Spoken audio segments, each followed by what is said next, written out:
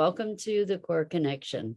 I'm Mira Rubin here with you on Enlightened World Network. And today's topic is the great adventure. How different might life be if we were to experience it from or through a lens of discovery and curiosity?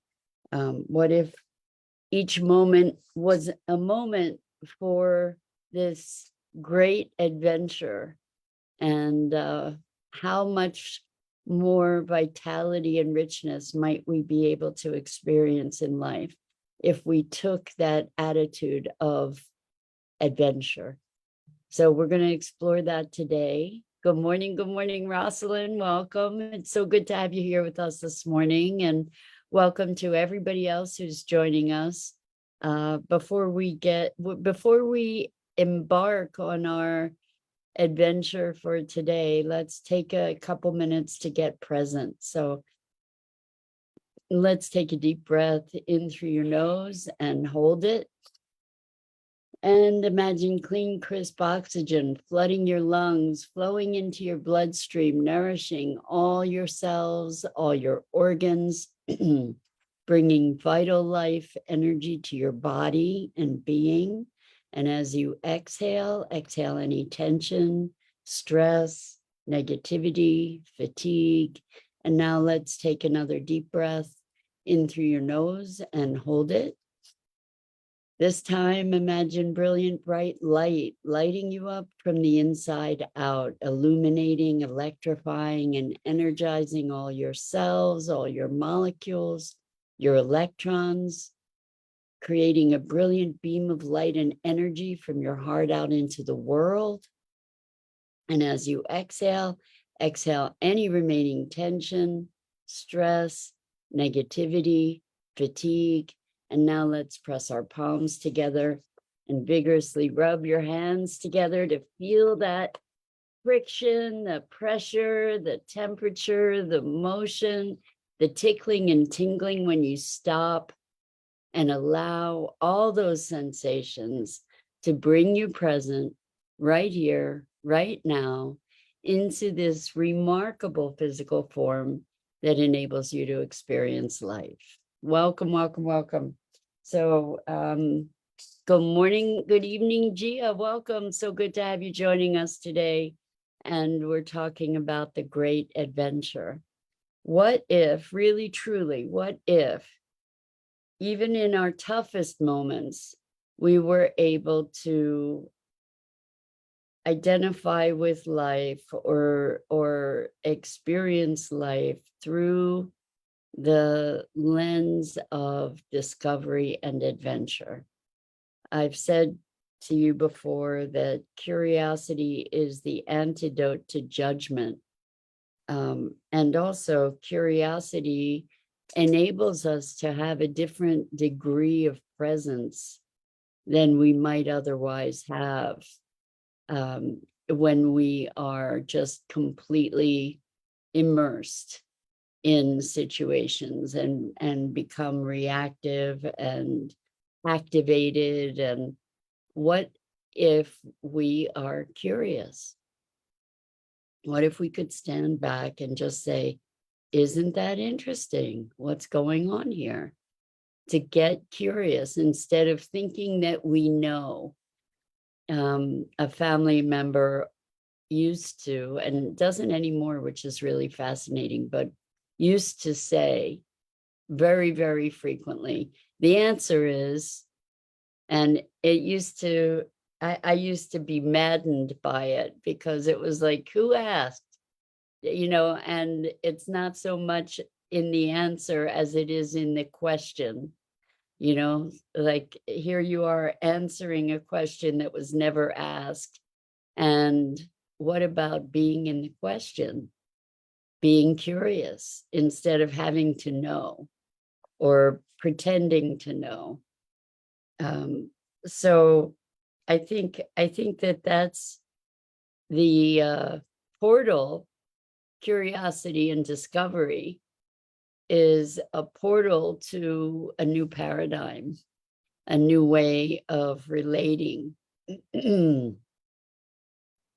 rather than through our righteousness, through our sense of wonder and inquiry, the willingness to be learning and evolving and expanding, developing, instead of being in this fixed place of I know, and I like it or I don't like it. And it was so interesting talking to one of my clients yesterday who found herself in a situation where she got very reactive, very angry, and actually channeled her anger in a very positive way to right a slight that she perceived, not even on her specifically, but on another person. And she used it in a way to really embody her values and empower others. And so it was good. And what she noticed is that part of her indignation had to do with certain assumptions about what another person's agenda was or what their purpose was. And it was beautiful to hear her recognition that, in fact, she really didn't know what that person's agenda was. That was her assumption that she was imposing on this other person.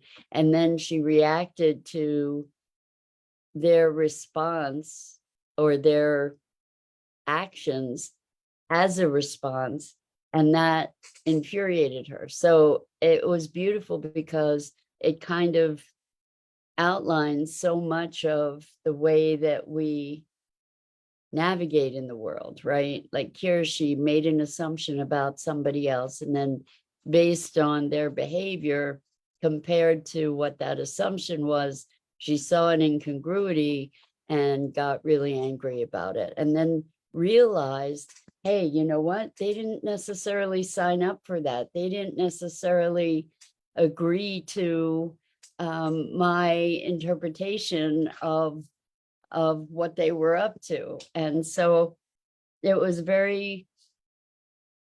it was a beautiful awakening on her part and a beautiful illumination. And really what sparked it was a willingness to be not knowing, to be curious, to say, you know what, I wonder what they were up to. I wonder what they were thinking, rather than I know.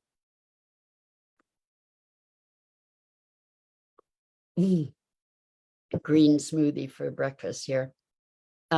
So I've seen this over and over when we make a judgment on someone else or on ourselves, for example. Let's say we see ourselves behaving in a way that's reactive rather than berating ourselves and being upset and angry and judging ourselves.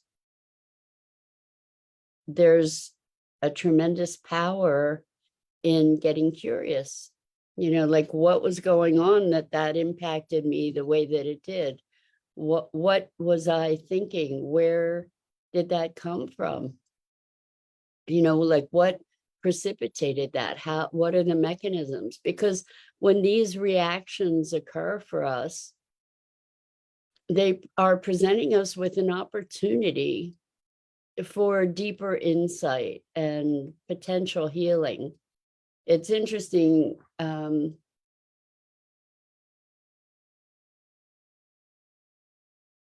I don't know that this is completely in line with what we're talking about, but I had another client yesterday where there was this wonderful situation. And curiosity, if we're living from a place of life is happening for me, it's a very different experience than life is happening to me, right? So here's this person in a situation, in a job, that they're doing a really remarkable job, and they're a very, very, very committed. They're in their role, very committed to making a difference in a major institution. And what happened was there's a lot of struggling and discord in the board of this organization, and corruption that this person was aware of. And in the this is probably an oversimplification, but in the attempt to address some of that corruption, this person became a target. And the board sort of made them the villain, and this person was getting people showing up at their house because the board released information on them, their phone number, their address. People were just showing up. They were getting harassed.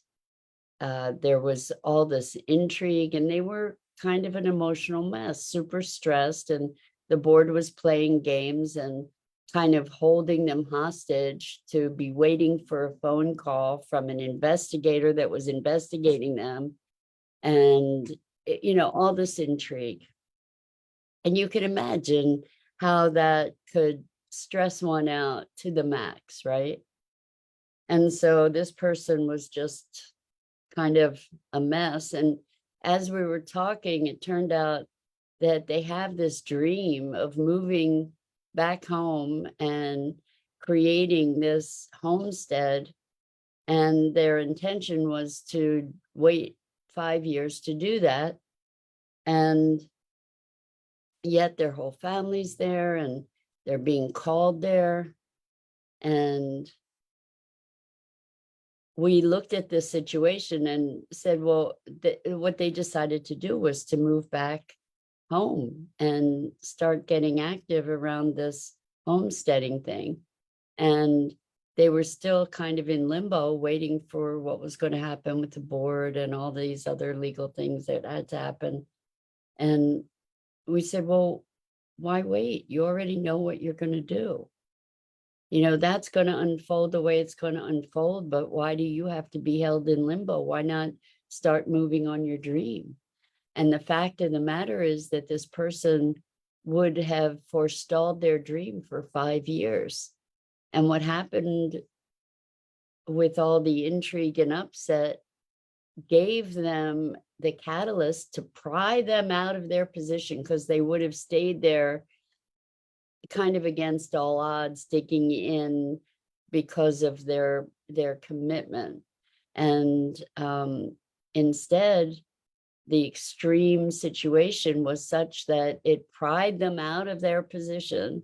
And it's interesting to use the word pride there too, because it would be partly pride that kept them there, fighting to make it right and save it, kind of thing.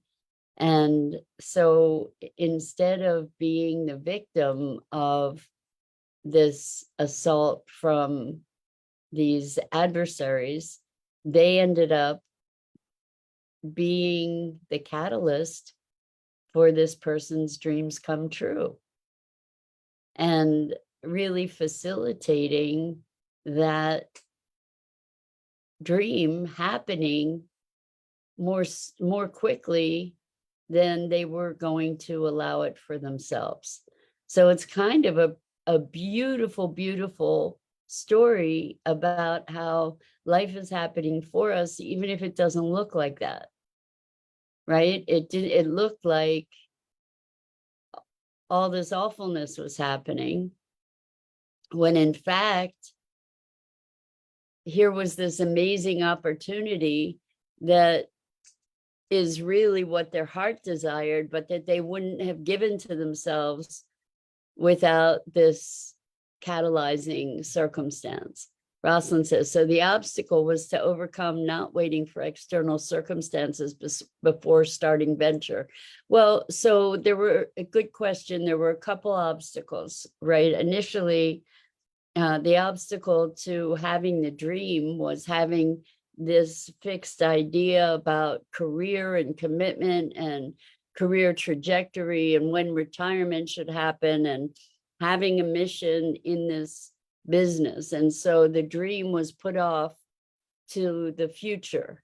So what happened, so Rosalind says, was that giving permission to self? Yes, yes, yes, yes. So what happened was that it had to be a very extreme and very uncomfortable and untenable situation in order to be saying, what the hell am I doing here? You know, why am I doing this to myself? Let me just go do what I want, be with my family and the people that I care about. And why am I struggling and suffering here when I could be there? Like giving permission to oneself to say, you know what? I'm finally going to go for what I care about. And another is sometimes it takes a really extreme situation to allow us to give ourselves permission. So when I was 40, I decided I just was so unhappy, and I decided I was going to commit suicide. And I had a moment of grace where I stepped back and I said, okay, you know what? Get some help. You need some help. And I did. And as a result of the extreme discontent that I had felt, I gave myself permission to follow my desire, which was to pursue more education around art and animation and multimedia, etc.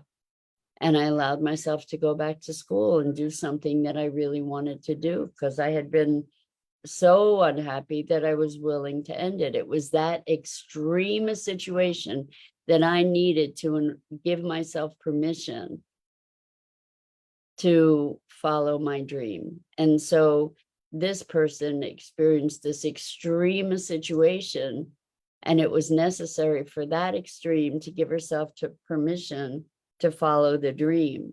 And also to not have to be at the effect of others. It's like she knew that she was going to follow her dreams. So why wait? Why wait to hear what they're doing? Why not get active and take action that is going to support you in the direction you want to go, rather than being kind of at their whim? You know, they're playing games and she really doesn't care about the game anymore. She's not interested in continuing there. She's like, okay, I'm done. I'm out of here. So why wait? And it was remarkable. It was remarkable to see the transformation. And actually, Rosalind, she literally said, I just needed to give myself permission. And we can get so locked in to the reaction to circumstances. If we can zoom out, we can see a bigger picture, and we can recognize, oh my gosh, as messed up as this whole thing is, it's a profound gift. And it took it being that messed up in order to be able to give permission to make the choice that is the life-affirming choice. And so then she could get over it being as messed up as it is. And she doesn't have to be so embroiled in it because she sees it as a vehicle to the fulfillment of her dreams. And it was a transformation like that. It was in the space of less than an hour conversation to go from burdened and victimized and held hostage and trapped to free and following a heart's desire is rather miraculous, right? Did this external circumstances change? Not one bit. The external circumstances did not change one bit. What changed was allowing the pursuit of what was deep in the heart. And so part of that is the curiosity and the discovery. It's like, okay, life was giving her not just some lemons, but bushels of lemons. And she turned it into a lemonade stand, not just lemonade, but a lemonade stand. I mean, we have the ability. It's like, if we're curious, if we allow this to be a great unfolding adventure, if we are in a place of discovery,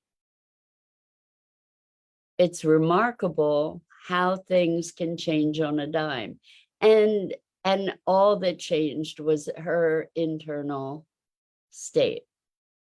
All that changed was the way that she was conceptualizing what was happening, right? Because otherwise this would be prolonged, and she had to be waiting by the phone to hear from this investigator, and she needed to be local because she didn't know if they were going to call her in for a personal review, and she felt like her hands were tied. It was like, well, why are your hands tied? Why not get on with what you want to do and take the actions you need to make that happen while they're doing whatever they're doing, thinking they're torturing you.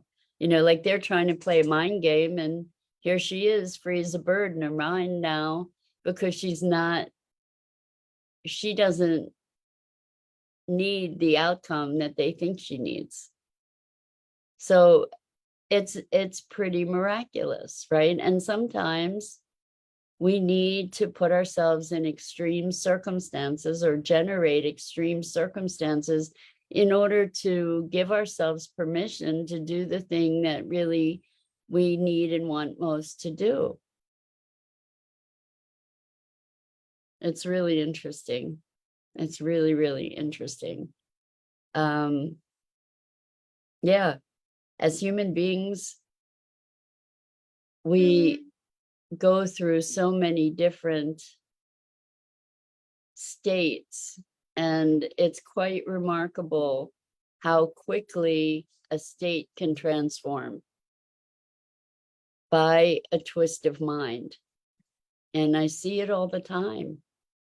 A twist of mind, a shift of energy, being curious. Rosalind says, coming to terms with not being able to change someone. I painted the person in a new costume like they're playing a role. What if they are Buddha in disguise?